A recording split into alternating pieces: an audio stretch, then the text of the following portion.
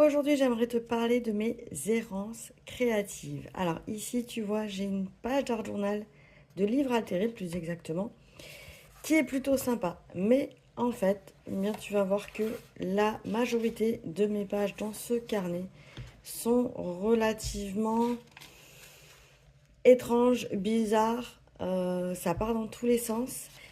Et là, hier, en prenant ma douche, en général, c'est souvent quand je prends ma douche que j'ai des idées. Je me suis dit, ce ne sont rien d'autre que des errances créatives. Et oui, parce que des belles pages d'art journal hyper bien construites, c'est compliqué d'en faire tous les jours ou toutes les semaines. Par contre, j'aime beaucoup venir gribouiller dans mes carnets, donc j'appelle ça des gribouillages aussi.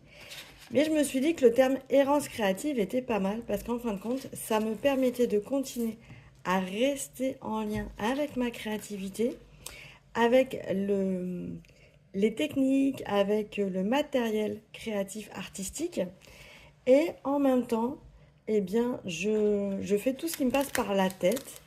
Et c'est vraiment des créations entre des projets beaucoup plus construits qui apparaissent comme ça au fil des pages. Et parfois, j'ai des petites surprises comme ici, où ça va me prendre que 5 minutes sur une page avec un fond de peinture qui a été essuyé au pinceau.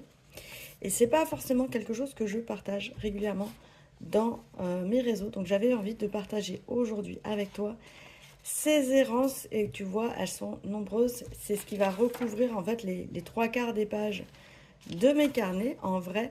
Et c'est pas forcément ce que je partage le plus souvent ici sur les réseaux. C'est ce que j'appelle aussi faire du moche. Donc n'hésite pas toi aussi à partager tes errances créatives. À bientôt, ciao ciao.